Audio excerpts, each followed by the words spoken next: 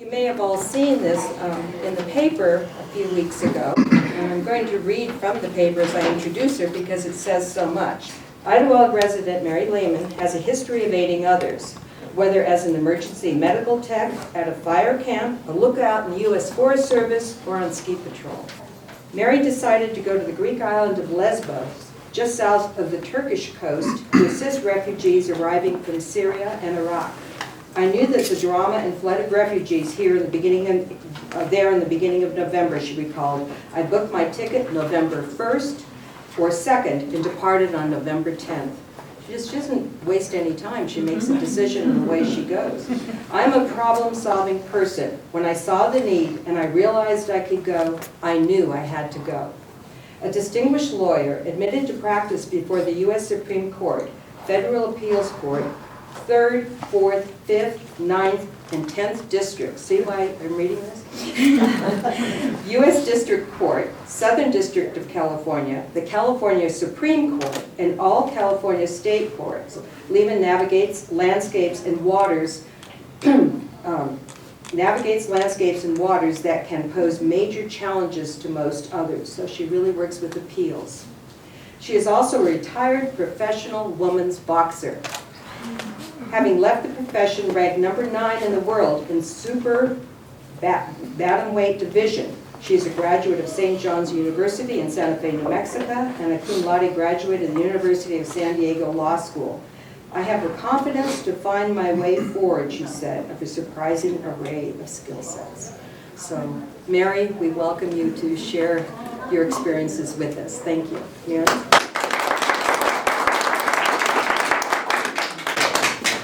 Thank you very much for coming. I appreciate it very much. I thought I have a small presentation, and it's mainly on pictures that I took because that's my personal experience. And this is not a political, presentation because I don't have the knowledge or the skills or the platform to talk about that. So this is just my personal experience and the people I met and the things I did and the things I learned. I thought maybe afterwards we can have some questions and answers because I know that there's a lot of things that are new and people don't know about and that I learned, and sometimes I forget that I didn't know them at the beginning. So feel free to question me as hard, as difficultly as you'd like. Okay, so I have a PowerPoint, and the first thing actually I would like to do is to show you a short video that was made when I was there. I was actually in the footage, but they cut it out. Some of the refugees that you see in the film are some that I aided.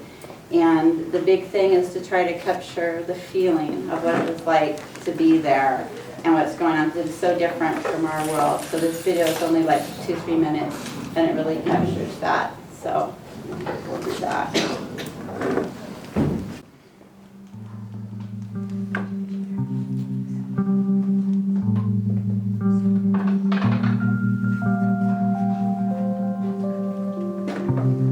Deux grands yeux amoureux écarquillés,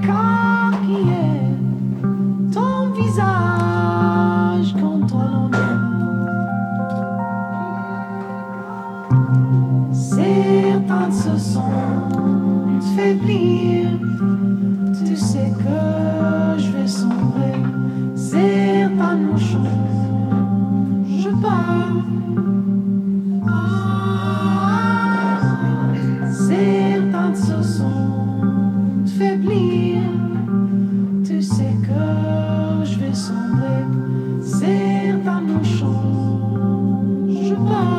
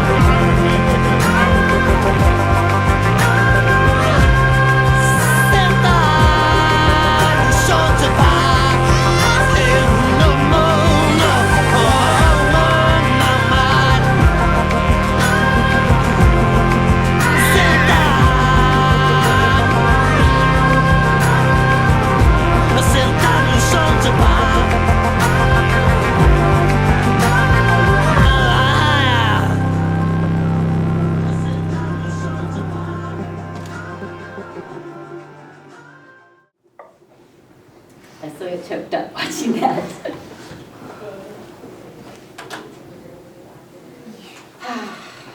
So it captures for me the kind of the craziness that was there and the stress. Hang on. Let me shut this down.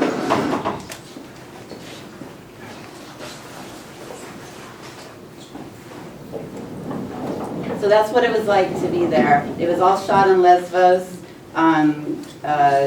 It kind of shows the tranquility of the walking, the fact that these are real people, and they're doing things that we do, like putting on shoes and bathing and making food and drinking water, and then the chaos and the trauma and the stress that's happening.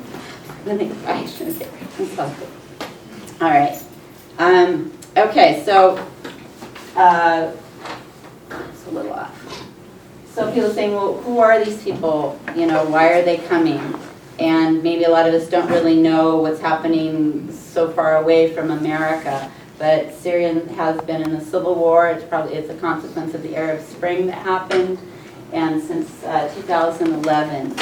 And there's rebel fighters, there's the government fighters, Russia's involved, ISIS involved. I mean, there's a million different factions. And what they're doing is that the government, whenever it has to surrender a town to the rebels, they bomb it, they blow it up. It's like the Napoleon scorched earth policy. And so there's no safe place. And these people have all lost their homes and everything. This is how people live. So this is the reason why they're fleeing. 11 million people have left. And I looked up 11 million, 10 million is the population of Michigan, population of North Carolina. This is like a whole population of a state in our country. This is what they have. So the question is, well, you know, where do they go? And, you know, where, you know, how do they escape? Turkey, you can see Syria is right next to Turkey, so they go to Turkey. Turkey has 2.2 million refugees, and they're in, a lot of them are in, you know, huge, you know, camps, which, you know, don't have great facilities, they don't have, you know, fresh water, they lack food, they lack medical care, they're overcrowded. Turkey is overwhelmed with it. And when you think about 2.2 million refugees, I mean, there was talk about how that France was going to take 35,000, and everybody applauded, and that was a good thing. When you look at it in the context of 11 million people have fled, or 2.2 are in million, or in Turkey, that's a drop in the bucket. So Syria to Turkey, and you can see that blue arrow, that is the island of Lesvos, Greece. Okay, so Greece is in the EU, the European Union. The European Union is safe. We've got countries that have offered asylum and care to refugees, so they're trying to get to the EU. Okay, Turkey's not part of the EU, it kind of wants to be, and there's some politics involved in that. So they're trying desperately to get there. And the color you can't really tell, but this is Turkey, and right there is Lesvos. There's other islands, there's Chios and Leros, and there's a few other islands they're going to. 100,000 refugees leave Turkey per month. 80% of them go through this tiny island of Lesvos. And there's just it's just an island with small towns like Idlewild. And they've been coming probably since 2011, picking up 2014. 2015 was a big year, and like the fishermen have just been like pulling people out of the water. Or, you know, women will take their Greek women take the quilts off their beds and try to wrap up the children. I mean, it's just kind of been overwhelming. And I'll show you on a slide to come. You can actually see Lesvos from Turkey. You can see freedom, you can see safety, you can see care, you can see food. And, you know, we would all go. 20 to 60 boats a day come to Lesvos, a day. Some days no boats because the weather's bad or there's political reasons. Some days 60 boats. Each boat can have approximately 65 people in. And you don't know when they're coming and you don't know where. So this is the situation. How people Okay, how people get there, it's illegal to leave Turkey. And so people, and it's illegal to come illegally into Greece. It's illegal, like we have people that cross our borders illegally. So people use smugglers. And, we have smugglers here in California, we have coyotes. Sometimes it can be very dangerous. In Greece, it's the only way out. In Turkey, it's the only way out. This is actually a photo. This smuggler has a gun, and he's pointing it at the refugee's head, and he says, "Get in this boat." They pay $2,000 a person, approximately $2,000 a person, to get in this boat, and they're promised the boat will be safe, and they promise there won't be more than 25 people in there. They overload this boat with 65 people, and you'll see in some of the photos it's that far from the water line. Somebody moves, the whole thing will take water and capsize. And so I personally spoke with people who came across like this, and they said, "I didn't want to be in this boat because it was dangerous. I knew," and my husband refused, and then the smuggler pulled a gun and said, "You're getting in this boat because we want your money." The life jackets, we'll talk about that. The life jackets, the life jackets are that they provide are sold in Turkey, and a lot of them have grass and sand in them. They aren't real life jackets, and people drown. So that's actually why I went. I think many of us saw the picture that came of Alan Kurdi. He was the young toddler that washed ashore, and he died. And that was the first kind of image that came worldwide to the United States. I knew about the situation in Greece a little bit before. I have international friends on Facebook. I have a friend in Greece and friends in Australia and other friends in Europe, and this is happening in their backyard. They're a lot more aware of it. And I was reading these articles about it when people didn't really know much here. One of the articles I read was a woman working in a refugee camp at night, and it was raining, and people were collapsed and unconscious through illness, lack of food.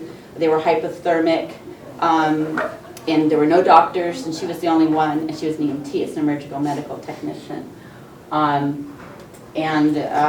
At one point, there was a husband and wife with a young baby on one side of a razor wire fence, and the parents wanted to throw the baby over this 10-foot razor wire fence to this EMT to take care of this baby because they didn't want the baby to die.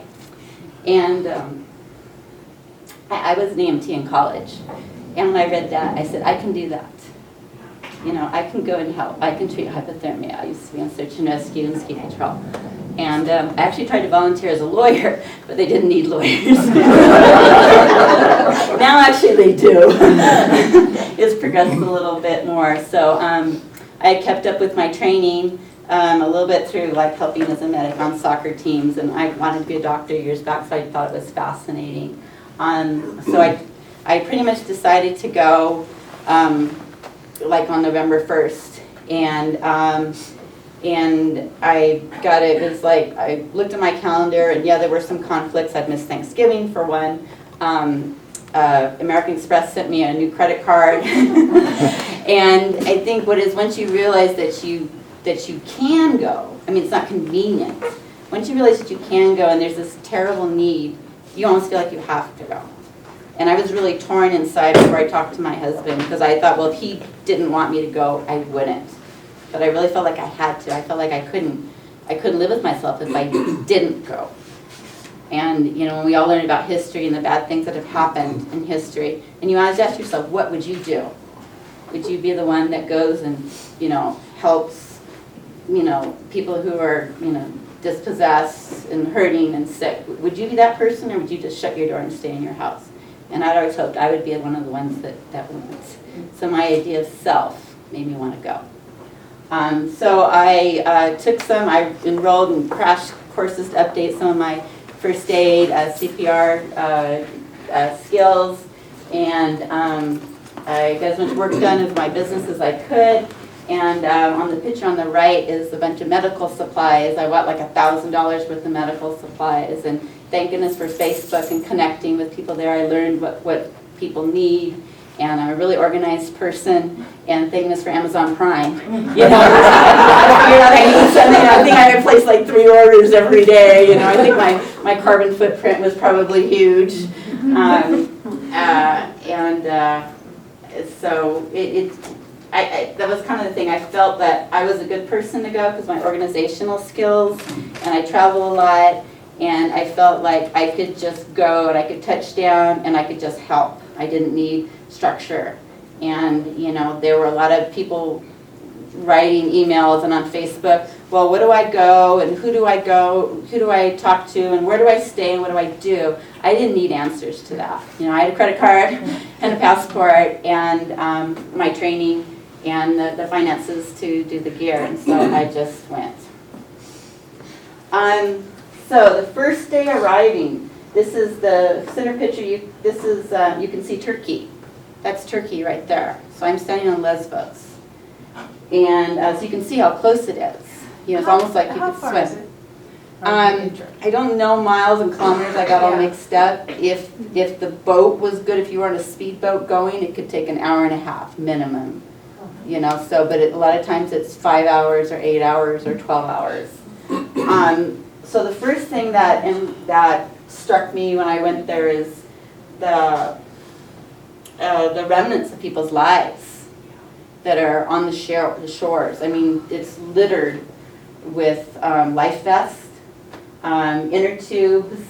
This one picture, this darling's child's shoe. I mean, that shoe is so just darling. And there was just one on the shore. You know, it's like, how did that happen? I didn't quite want to know. And then the pictures on the far right, they're pictures of people's families. And you can see there's a mosque in the background. And you know, I didn't know the story behind that. The 2 days before I went, a boat capsized and about 30 people drowned. And then the day after I came back, a boat capsized and 3 children drowned. So when I was there, nobody drowned. I don't know whether that's karma or not. But that was a very real thing, and you don't know that the shoe you're looking at was from a drowned child, or you know, by a child who just had another extra pair of shoes. So it's the stories, it's the people. This is one of the things I did on my first day. This is 2 paramedics from Ireland and England I was working with. This is a young woman who traveled with her husband and her child, probably about 2-3 years old, maybe 4. And she was complaining of abdominal pain. And so we went and we looked, and there was this scar, a very recent scar. And we asked her what happened. And she had had a kidney removed 10 days before. And what we found out is that she sold her kidney to pay for the transportation for her child and her son and herself to come and leave Turkey. And so that was, and wouldn't we do the same? I felt I would do the same. So that was one of those things. So the video that I showed kind of captures the chaos is what happens, because there's no schedule. You don't know when this boat's going to come. You don't know whether this boat's going to be the capsized boat. I would carry life rings in my car. You didn't know whether you were going to have to go into the water. And would you go in the water? Because everybody knows if you try to save someone, you drown. You know, but I said, well, what would I do? Could I just sit there and not try? So this is a photo of a boat coming at night. And I don't know if you can see the chaos. People want to get off this boat. We have in the red, there are lifeguards, there's some press people. You can see how full the boat is. And you don't know who's in there. You don't know if someone's, you know, has a heart attack or dying. You just don't know. And sometimes I was the only medic, you know, for that particular boat. And it was just chaos. So this picture kind of captures it. These are some of the things that we learned from the people that come over on the boat. The gentleman on the right, his hands and feet were all bloodied and with trauma, and he believed he was tortured. And so I pretty much used all my gauze. And this is a paramedic from San Francisco. And we used all our gauze cleaning him and getting him taken care of. Because these people wait on the other shore in Turkey sometimes. And to travel there, they've been like 3 weeks sometimes with like little food, being beaten, by the police, hiding. It's very traumatic for them. So they have hardly any care. And then you're the first person that's kind to them. The gentleman on the right is in a wheelchair, and we actually had a little nonverbal communication because he was so strong, his upper body. He could just like throw himself and lift himself up and throw, his wheelchair on the thing. And some other people in the boat told me that he was actually the one that rowed because he was so strong. So just an example of what's on the right, you can see the boat laden with about 65 people, and you can see how close it is to the water. And there's lots of stories of like a motor cutting out, which they do often. The smugglers sometimes fill the motor with water or part water instead of fuel to save money. And so the motor cuts out. They make just as one refugee drive the boat. And these people are usually, they've never seen the ocean before. In fact, they call it the Big Lake. So they don't know how to steer, and sometimes they use up all the fuel, or they'll steer into the waves and the water will come into the boat. And one story is that the motor stopped and 3 people went to move to help try to fix the motor, and the boat capsized. And I'll just tell you what happens while people drown. They put the women and the children in the middle, and which makes sense because it's safer. So they're crammed really on top of each other. There's a lot of women who get off and they can't move their legs because for hours, someone's been sitting on them, and the men are around the side. And so what happens when the boat capsizes is it's wood bottom with rubber around the ends, and the boat capsizes, and the women and children have the life vests on, and they're stuck in the middle, and they can't get out from under there, and they don't know how to swim. And so people panic, and they try to climb on each other, and it's the children that get climbed on, and they're the ones that die. So that's how it happened. This photo on the left, I tried to get a picture before I took it off, but this was his life preserver. It was a string with empty water bottles tied around his waist. No. Was I perhaps better than this one? When I was there, they actually started to clean up the life vests. At first they were littered all over this island because people would take them off and just throw them on the beach. And then I think Greece had a political person to come and visit, so they wanted to clean up the beaches, which was a good thing because Lesvos is actually a tourist island. And that's one of the things that the local people are trying to deal with now. People don't want to come for tourism. So they're cleaning up the beaches, and this is one stack of life vests. And you can see this gentleman on the left give you a proportionate scale. And this is actually interesting. This gentleman on the left and his wife were from Spain, and it was their 25th wedding anniversary. And to celebrate it, they came to Lesvos and rented a van and just shuttled the refugees, the vulnerable ones, the women and the children primarily, from the landing place to the camp where they registered. And we were good friends with them, and it was just an example of some of the neat people that we meet there, people giving from all over the world. And again, these life vests, most of them are not real life vests. They have really thin neoprene in them at all. In fact, just a week ago, Turkey closed down. They found a factory that was making improper and illegal and unsafe life vests and closed them down.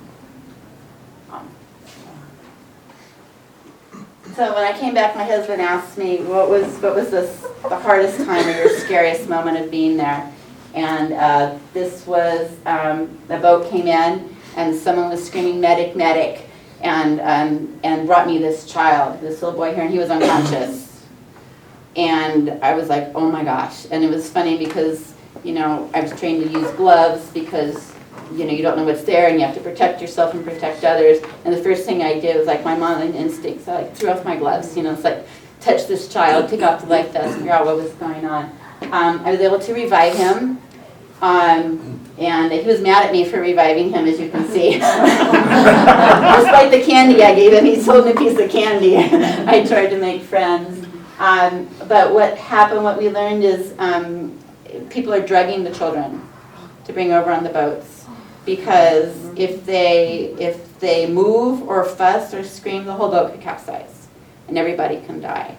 And, you know, again, I think, well, I would say that as a mother in that situation, I would probably do the same thing too. You know, query as to what they're using for drugs and if they get the proper dosage and, you know, what happens, and it's scary. But again, coming from their perspective, these are the options that they have. But the mom was very, very thankful for me, and it all turned out well. So as part of my preparation for coming over, you know, I knew I'm going to be dealing with, you know, Muslim, Arabic people, and I was trying to learn about cultural differences and be prepared and work with that, because anytime you travel in the world, you have to be respectful of that culture. And so I talked to people, and I thought, well, maybe I should just treat the female refugees, because the male refugees won't want me touching them, and I shouldn't look them in the eye.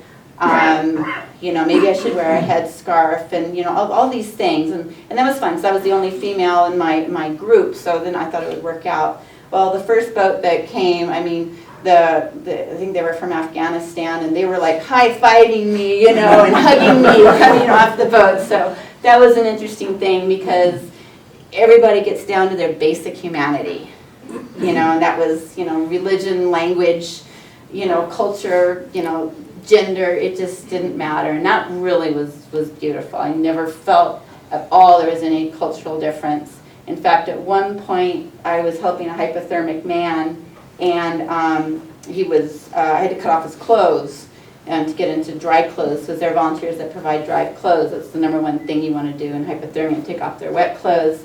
And he was essentially, I think, naked. I didn't really look, but he had a very small underwear.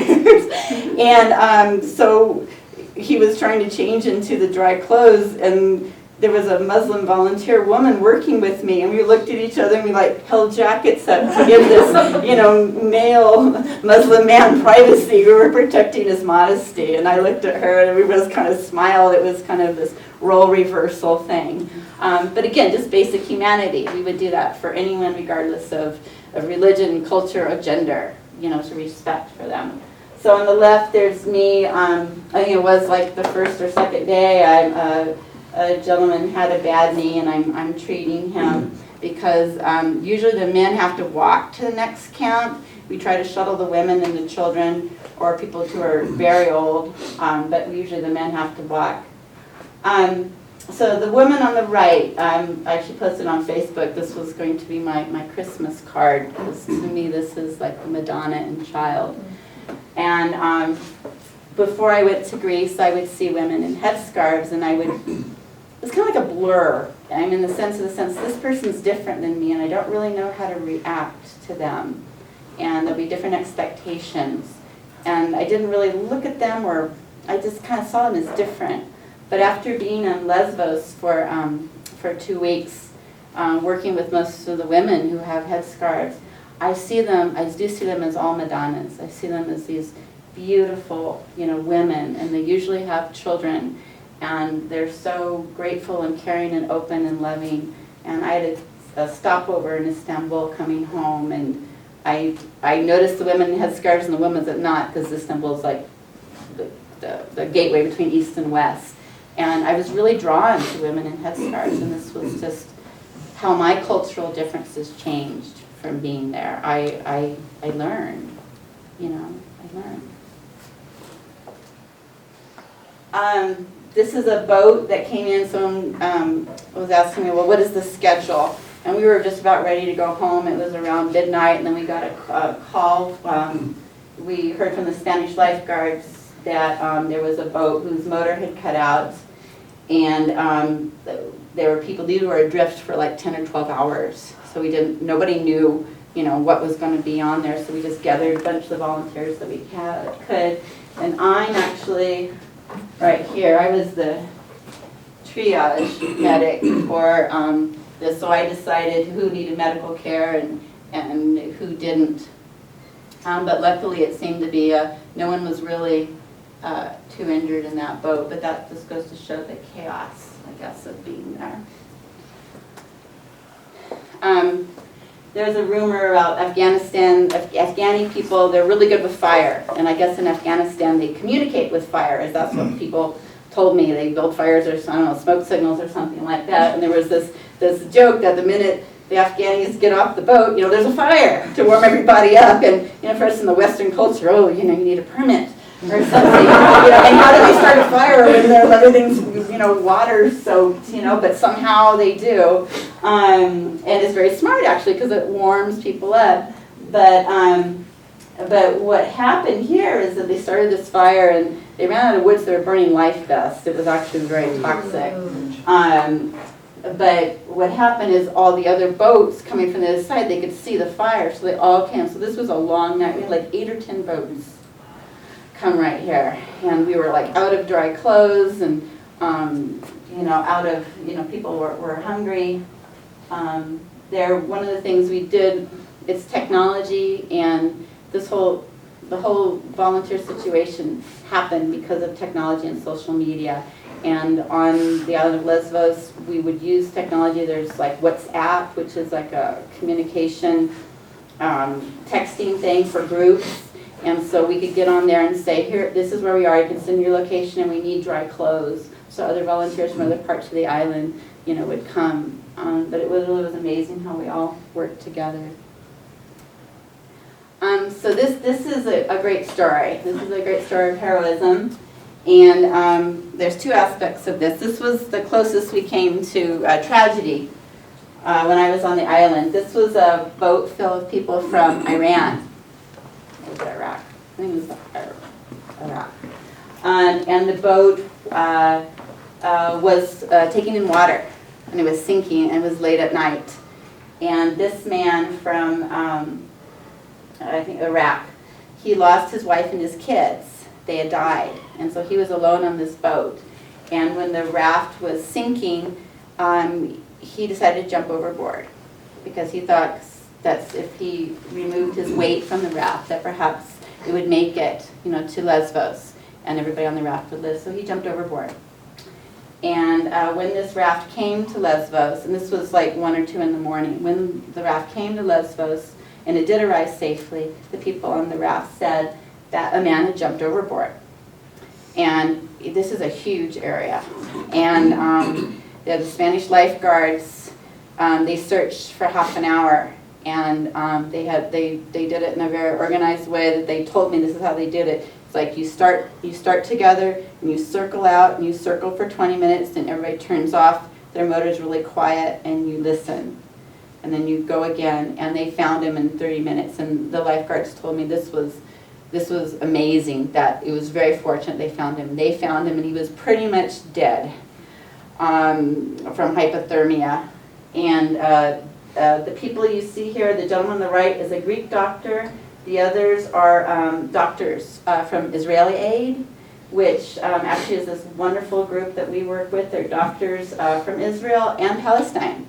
The gentleman on the far left is from Palestine. And they work together, and we work closely with them because we were more emergency medical people, and they were more doctor people. But they and the Spanish lifeguards were kind of part of our informal team. And they worked for 2 hours to revive this man. And because if hypothermia, if you revive someone too quickly, the cold blood goes to their heart, and they have a heart attack and die. So you have to be very patient. So warming IVs, and this is a restaurant right down at the port where the boat came in, and in 2 hours they revived him, and he lived, and he said thank you, and all the different languages that he knew. So this was the closest to tragedy that happened when I was there. But these are the heroes in both senses: the man who from Iraq and the doctors that saved him. So again, hypothermia, use those medical blankets. You should all carry them in your car and your purse. They're really small.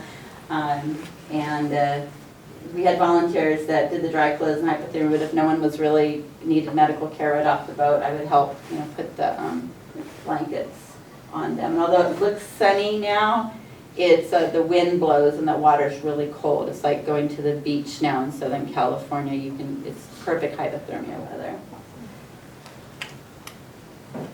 So I want to talk a little bit about who are the volunteers and how does this all come together. And this is actually, I think, one of the most uplifting parts of this whole experience is through social media, people heard that there was this problem.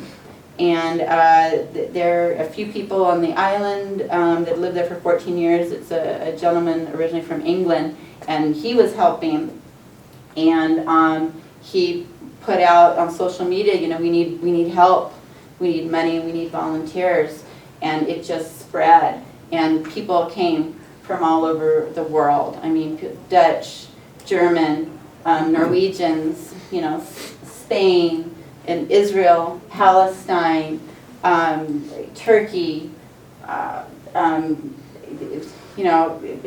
was just amazing. And you come, and no one's in charge. And one of the reasons why we all came and why we had to come is that the big organizations like Save the Children or the UN, they couldn't function there. And it was, I think, the bureaucracy. Greece is a lot like Mexico. And they couldn't get established. They couldn't get permission. Some people were criticizing the organizations. I just think it's the bureaucracy they had to go to. And in the meantime, you've got 30, 40, 50 boats coming in, with people that need help. And so the just grassroots people just came. And, little by little, every week we got like new structure, new organizations. Well, people that land on this side of this chapel go to this camp. People that land on that side of the chapel go to that camp. Okay, well, these people, let's build, a medical, shed. Oh, I know, we can bring a bus, okay? Or why don't you three people work together? Oh, here's radios. We can all talk to each other. Or we really should man this lighthouse. Okay, well, you'll be in charge of organizing this. Oh, let's have weekly meetings. I mean, all this happened. I was watching a video 3 days ago that we're taking people off the rafts in columns, so people we make a column. People have to walk through so they don't jump into the ocean because they're so excited to get there. And also we're able to triage. And they're still doing that. And I developed, along with the doctor from Israeli Aid, we developed that system when I was there in November, and it's still going on. So it's just an example of how everybody's working together. There was a joke, the German paramedic I worked with says, everybody speaks the same language in Lesvos. It's bad English. and he would always say, refugees. The refugee boat is coming. For 2 weeks he still said refugees. So these are the Spanish lifeguards. And this is an EMT from the United States that was studying in Athens. And bless her heart, she and two of her friends, they heard about this and they just booked the plane and they came over, like they booked it Friday night and came over there Saturday. And we just threw them in on the beaches, and I'll show you a picture with another one. And it's life-changing. And you don't know you can do stuff until you're there and you see the need. And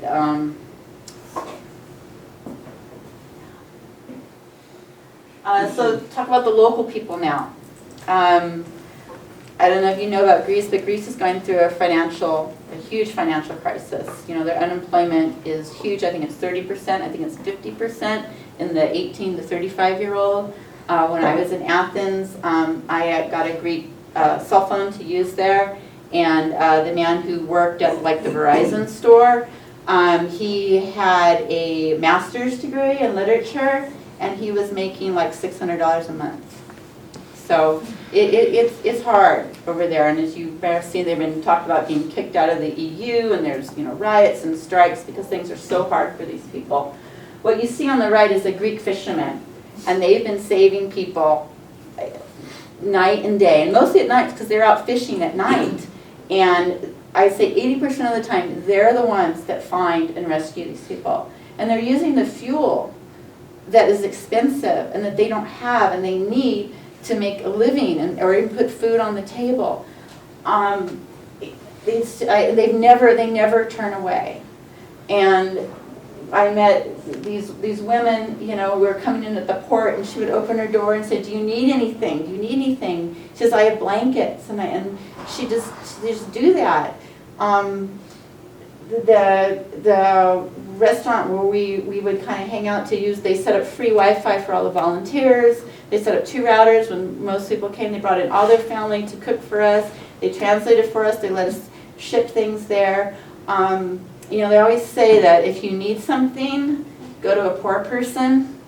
And that kind of really rang true for me in Greece. I mean, these people have so little, but they give so much with no concern, you know, for themselves. And, you know, we learned that, you know, Greece is the cradle, the birthplace of Western civilization, and in some way they still are the most civilized place.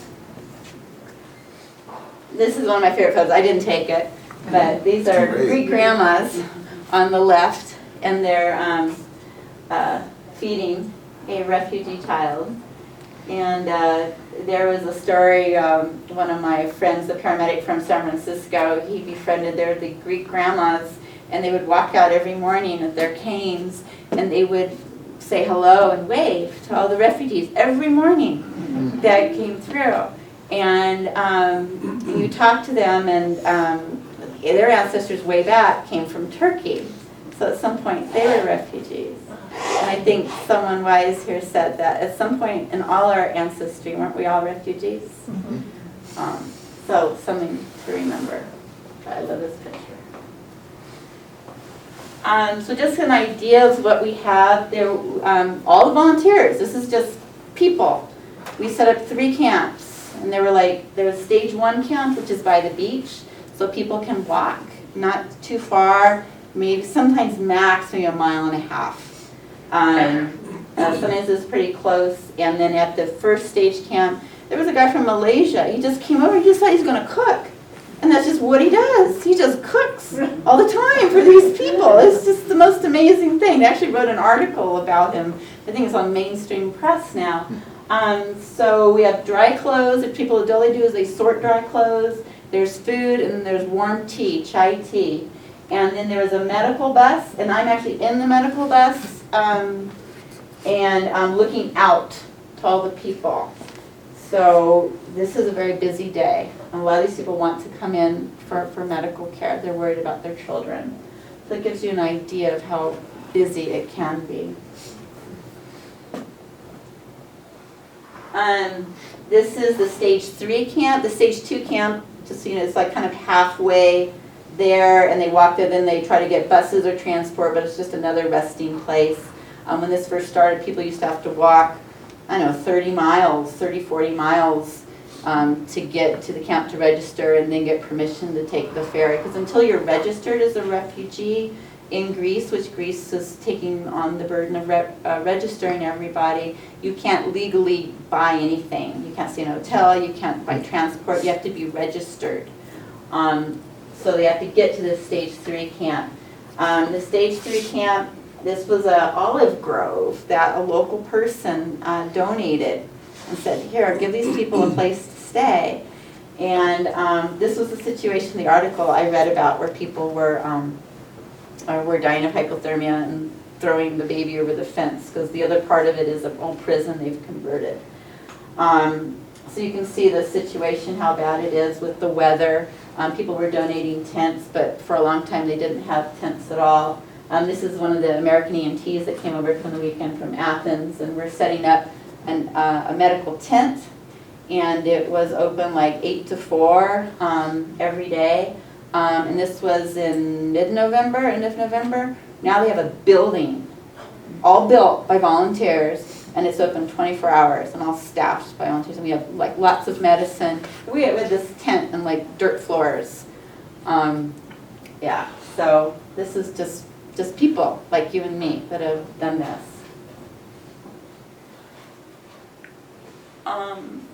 So I'm giving some stomach medicine to a woman just came over on the boat, and a lot of stomach problems with people.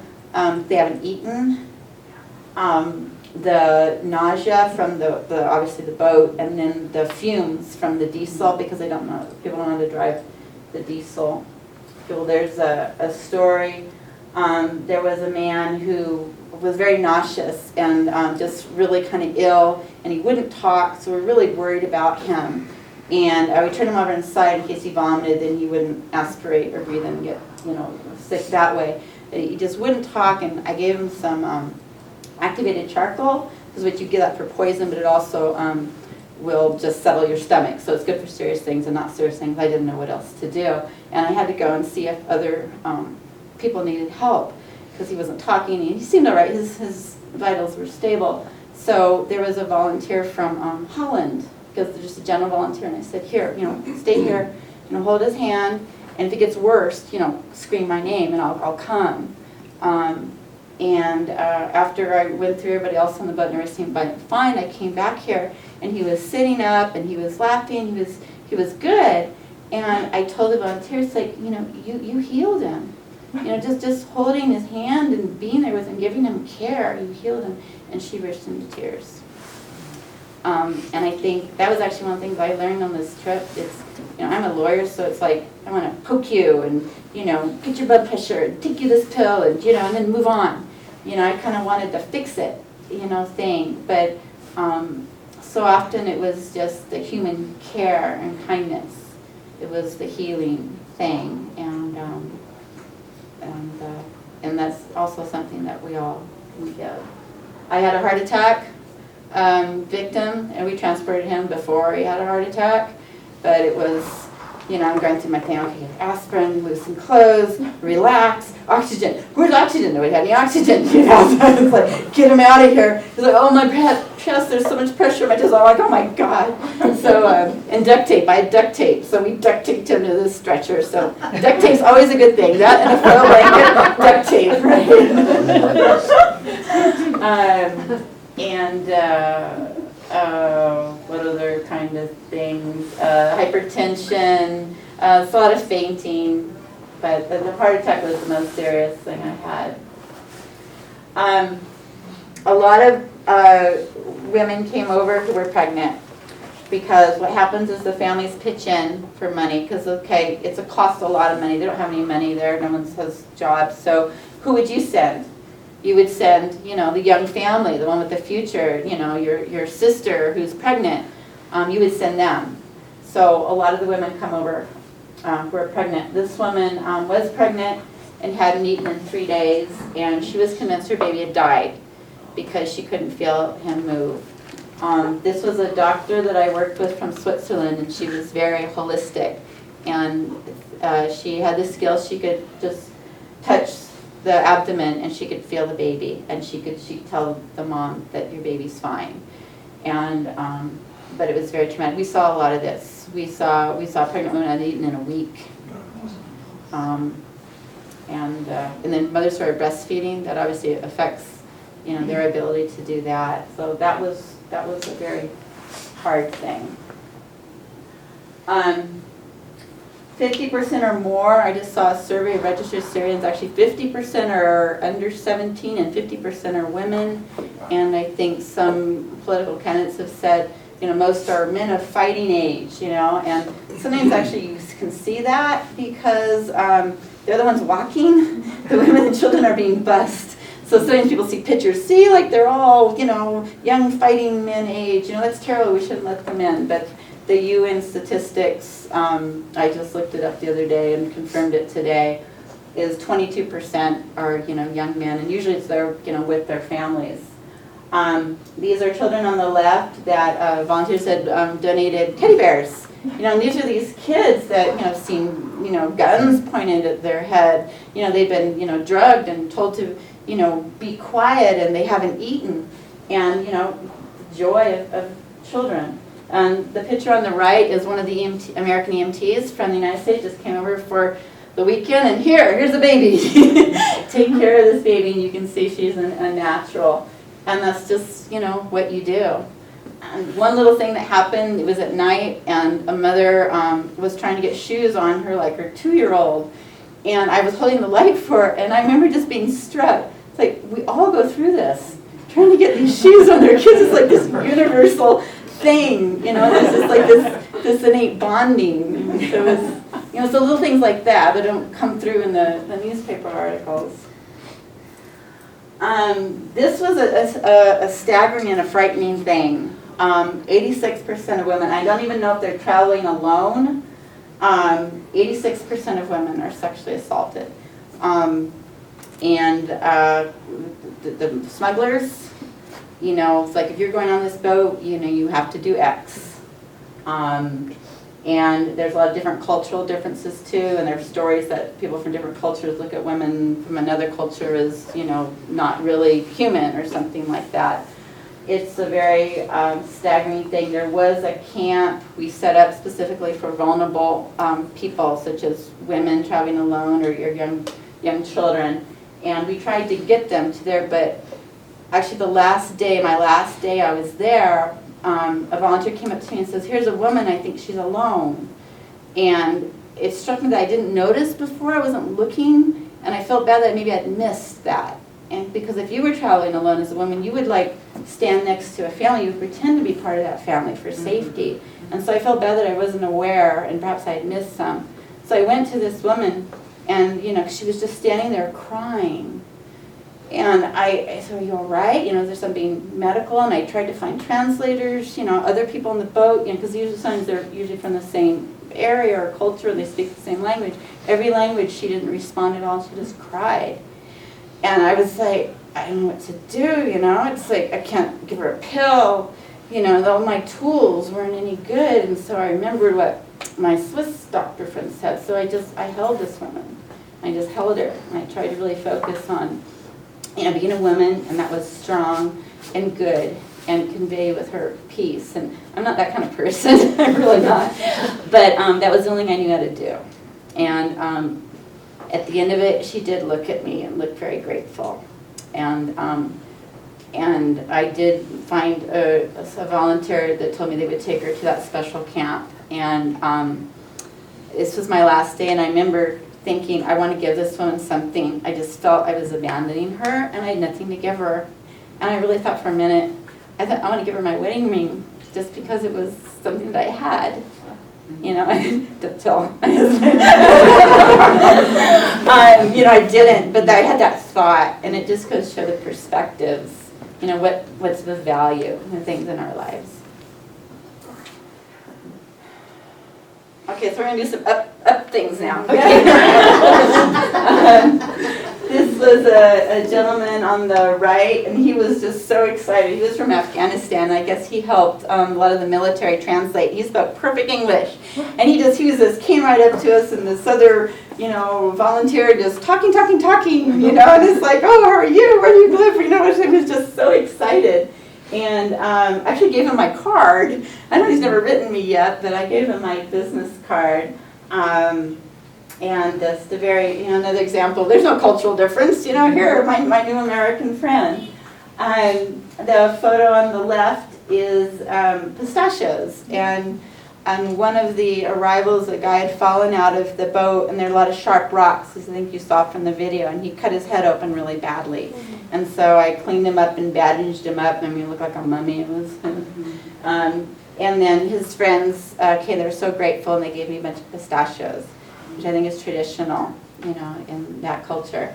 And I was, as we all know, you always accept gifts, so I put them in my pocket. And there were some long nights, so one long night I dug them out, and I had pistachios for dinner. So that was a nice thing. And everybody was just so glad to see you and so happy, because they have been traveling and coming from places where, they were abused and beaten and threatened and starved. And here were people that had traveled halfway around the world to help them. So I've been taking guitar lessons for a year, and everywhere I go I take a guitar. I take my guitar because it's kind of like my therapy. I said, well, if I'm going to Greece, I'm going to be like 2-3 weeks without my guitar. And I thought that would be hard, because I would want my guitar. I would need that therapy. And I said, well, how petty to take a guitar when people are dying and starving. And then I actually posted on the Facebook groups, what do you guys think? And they said, oh, bring it.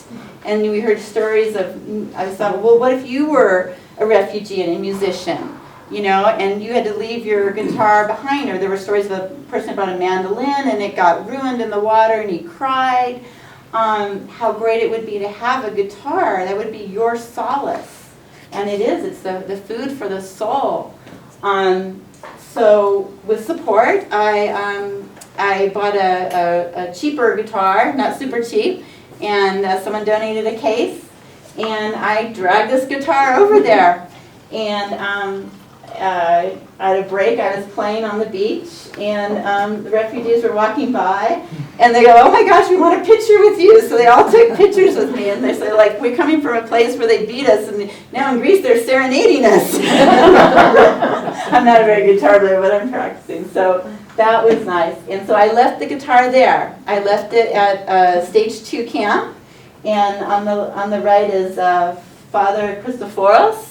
And he is kind of like the major domo of the north part of Lesvos Island, and everything goes through him. And he's kind of in charge. He's also a classical guitar player. So on the last night, we gave the guitar to him. We're at the camp, and he played, and it was a full moon, and it was really beautiful. And I like to think about that guitar, and it's still there at the camp because it's just for volunteers or for refugee people, and you know, offering solace and music and joy.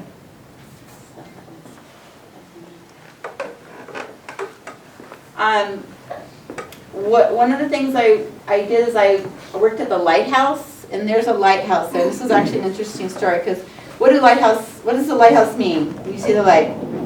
Stay away. Stay away. Yes. Okay. Well, people from Syria or Afghanistan, they don't have any concept of the sea, so they're coming over at night and they see the light, and the light they think, "Come to me." So they all come here, and it's just rocks and cliffs, and they shipwreck here. And it's an hour and a half drive on a dirt road or an hour and a half walk along the coast to get to any type of civilization or camp. So this is one of the things that happened when I was there. We decided to staff this every night with a medic and then some volunteer people. And I was the medic my last night there. I was the volunteer medic here. And we took shifts. You know, some people sleep and sometimes stay up. Me and the girl on the right were supposed to stay up in the night shift together, but she got stung by a bee, and I had to give her Benadryl, so she passed out. So it was me, all of, you know, it's like, and you know, it's like this old falling down, you know, lighthouse, and I have like visions of Knight Templar people, and I was like kind of delirious, staying up all night by myself. But it was a beautiful time, and this was an old fireplace that was there, and there was no real roof, and maybe 2.5 walls. But this is our full-time stock, and they've actually renovated it now. I've seen what they've taken parts of the boats and made like little couches and tables, and they've did ropes and stairs to get up from here because people are still arriving at the lighthouse. So that was nice. So when I woke up, well, when I didn't wake up, when the sun rose the next day, it was Thanksgiving Day. And this is a picture that I took there with the sun coming up, and you can see the litter of life vests because it's so remote there, no one can remove them.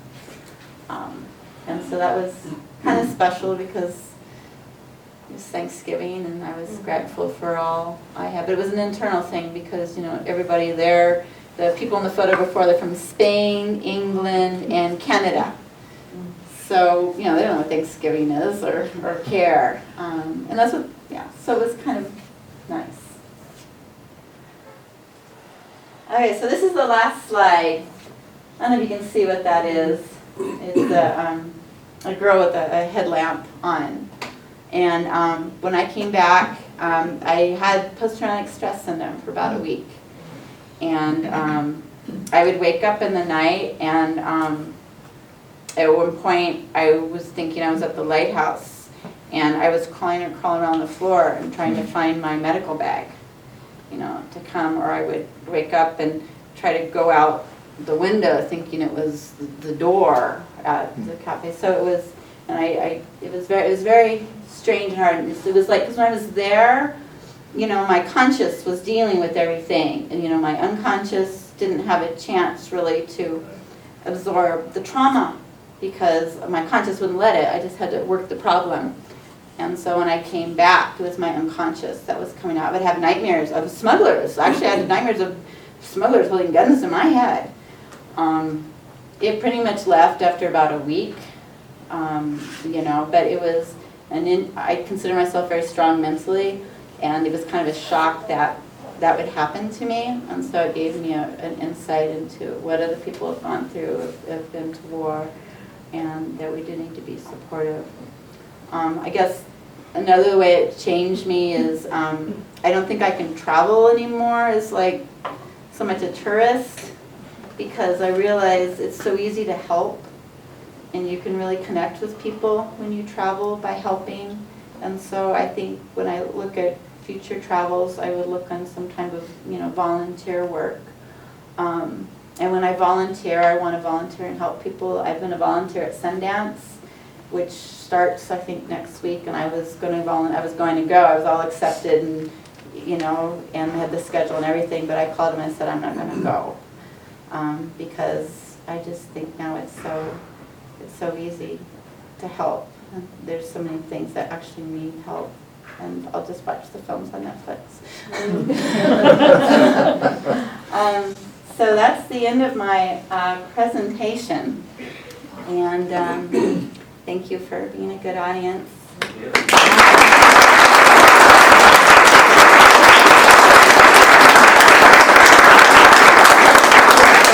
I'm happy to take questions. It seemed like there was a need for a lot of dry clothing and supplies and all of that. Where is that coming from there, and how can we help them? Okay, great question. A couple things. Some people were shipping things over, doing collections, especially in Europe, but what people have preferred to do is actually buy things on Lesvos or in Greece, because you're helping the economy, and the Greek people's a way to pay back, and things are pretty much available. Probably 95% of the stuff is available there. And there's a bunch of groups. You can look with the Lighthouse Relief. They organize, if you can look out Lighthouse Relief, and they have a GoFundMe page, and they're one of the first and biggest groups down there. And you can donate money to them. That first camp, I showed you the medical camp looking out, that was like their camp. And they do good work, and they're trustworthy. And quite frankly, at this point, I would not donate to the big organizations, because other people are doing that, and they have other funds, and they're not really doing the hard work right now. And people bought them with their own money, or they're doing some GoFundMe. And I'm just actually, can I introduce someone? Marcella, could you stand up? And Marcella, what's your last name, Monica? Cathcart. Okay, Marcella is 19 years old, and she's an EMT from Upland, and she is going to Lesvos on the 25th to volunteer for a month. She's an EMT, and she is going to be working with the Lighthouse Relief Organization, and I think that's fantastic.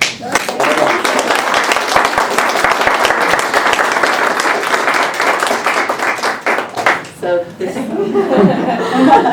and that's her little sister. Yes. Has the UN or the International Red Cross arrived? The UN was there, but just a few people, and I think they didn't have the permission to do stuff right at the end when I was there. They had started driving people, and that woman that was traveling alone, I gave her to a UN refugee council person to help. The UN's not much there, quite frankly, and neither is the Red Cross. And yeah, that's just it. The IRC is their international, the IRC just built a camp. So with all the big organizations, they've probably, done the most. But that's the unique thing. It's very strange why the big organizations weren't really able to do anything. Yeah. What happens to the smugglers? Do they not boat, they don't get on the boat, they just push it out? They push it out and they force one of the refugees to drive it at gunpoint. And I actually just read that a recent drowning a couple days ago, 3 or 4 people, a boat overturned, and they said that the driver was erratic. And they're charging the driver with manslaughter. But he was just, this kid, forced at gunpoint to drive this boat. So what happens with all these vessels, whatever vessels, and I quote, when they get to Lesvos, what happens to all of them? Different things. It's economy. I think it's like a free market economy. There are people there, sometimes they call them gypsies, who pick up the motors and either resell them. We had theories that they brought them back to Turkey to reuse them, or they get, we figured probably $80,000-$85,000 a boat.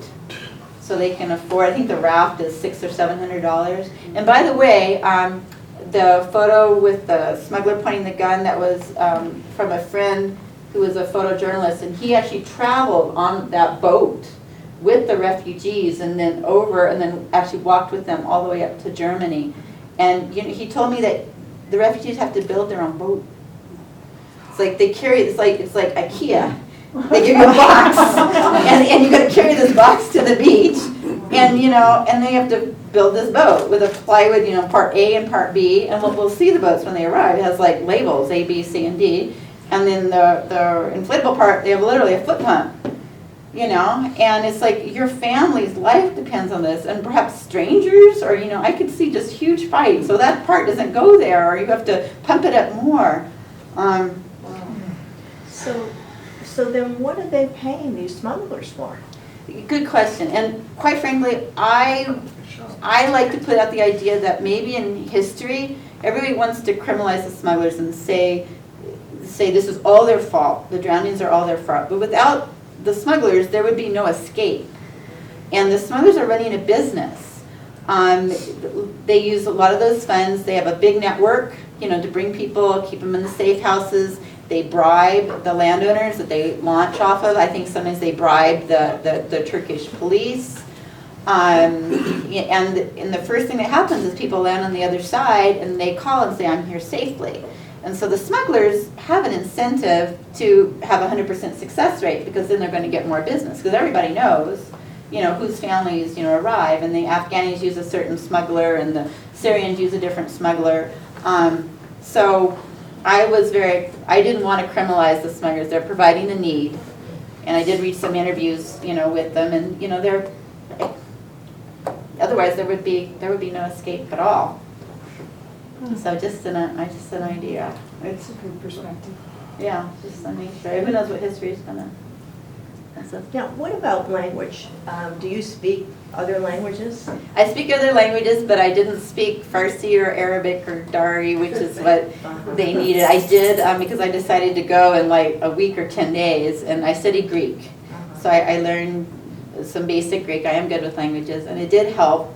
Like the gypsies that took the motors, I would talk with them and share food, because they wanted to know when the boats were coming too, because they wanted the motors. So it's like we have a unity of interest when the boats are coming and where. So I would talk with them, and we share binoculars and stuff. And then at the lighthouse, we were trying to get people safely to the road, and there were some local people there, and I said, can you help us find the best way?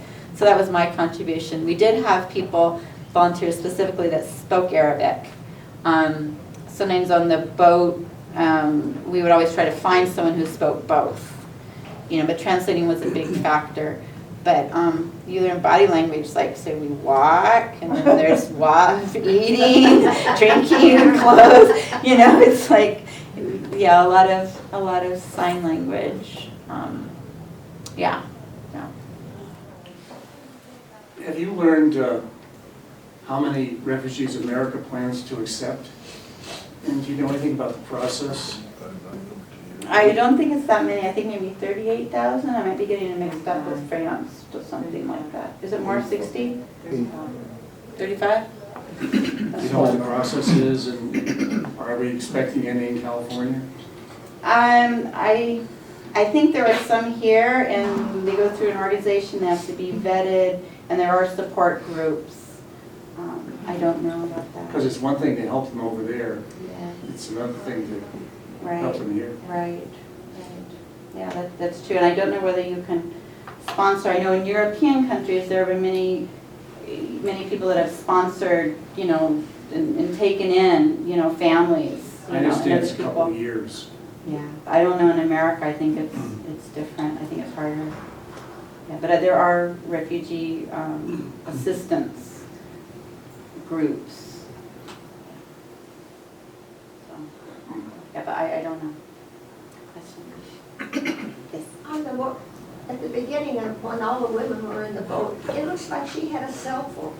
Yes. They pretty much all have cell phones, and I had heard that there's criticism, well, these aren't starving poor people, they have cell phones, but, you know, if you were fleeing your house, what would be the one thing you would take? You know, it's got family, you know, your family photos, you know, it's got photos of your identification, it's got all your contacts, and it's got a map, you know, it's got, you know, this is, and that's the thing, these are people like you and me, they aren't, you know, street beggars. I mean, there were doctors, you know, accountants, you know, physicists.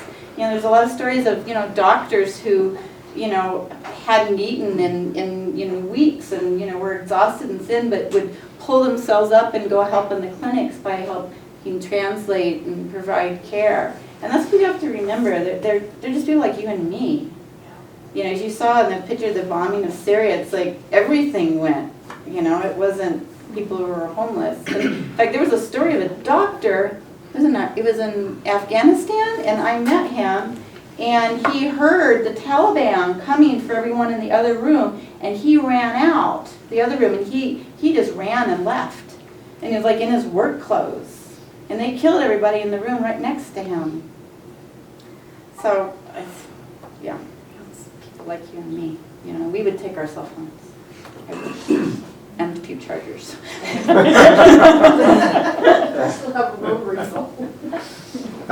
So the Lighthouse Refugee, you remember the Lighthouse, the Lighthouse Refugee Organization Aid, if you look for them online, if you'd like to donate, you know, money or clothes, and they have a lot of information. But they are a good group on the ground. They've been there from day one, and I can guarantee that all your funds will go directly to helping. Are there things that are needed that they can't get there that would be good to send from here? That's a very good question, and it does change. But a big thing is baby carriers. You know, because you see a lot of women, there are a lot of babies, and they have to walk and travel, and so a lot of people have been sending over baby carriers. That's actually a big thing. Some people have gotten like Bajoran or, you know, groups to donate some. That's one thing, I guess they don't have as much in Greece. I think so, yes, and the need for them is high. Yeah, things like socks and shoes and clothes you can buy there, and there's stores there that are specifically ordering all that stuff to have them there. And where did all the food come, and how was that paid for? The water you were giving them? Yeah, just donations. Yeah, in groups. Like there was a group, they were Dutch, called A Drop in the Ocean, and they were so well organized. I think they had like 25 or 30 volunteers at any time, all like matching, you know, vests, and you know they had walkie-talkies, they had, you know, everything, and buses, and it was just one guy came over. And he says, this is terrible, I gotta fix this. So like he went home and he raised all this money and got all these people, and it's, you know, just an individual person who saw a need. And like the Malaysian guy who decided to cook in this camp, and he gets donations, or, you know, we would go to the store and get, you know, bread and Nutella and peanut butter and you know, throw it out of the back of our car. Yeah. And food is pretty cheap there. Yeah, it's. I mean, the logistics, because I was the medic side, but there are a lot of logistics, and there's someone like in charge of that. And that's the other beautiful thing, is somehow it's working. They're doing this, and you know, and just people working together. No big organization is in charge. There's no UN, there's no Red Cross. It's just people, and a lot of the internet, like Facebook. This is the list of stuff we need. This is the address to send it to. You know, What is it on Facebook? What do you look at? there's the information point for Lesvos, so just put Lesvos and there's Lesbos, it's the same island, some people get confused. But on the Facebook it's Lesvos, Lesvos, and just put Lesvos volunteer.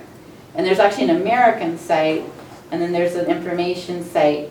And the information site is very good, and I still follow it to keep track. And there's, yeah, and spread the word. A lot of it is that we don't know.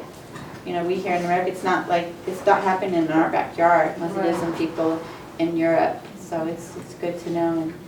And social media, it's like the reverse of, it's like Arab Spring happened because of social media, and like now, you know, when there's a crisis, social media solves it through people. It's like this grassroots thing. You don't need the UN, you don't need the Red Cross. It's just, and the word gets out there. It's just phenomenal to me that people can be solving problems from all over the world, just normal, everyday, you know, college students, doctors. It's phenomenal to me. It's just very uplifting and hopeful. Wonderful. Okay. Thank you all so Thank much. you. Thank you.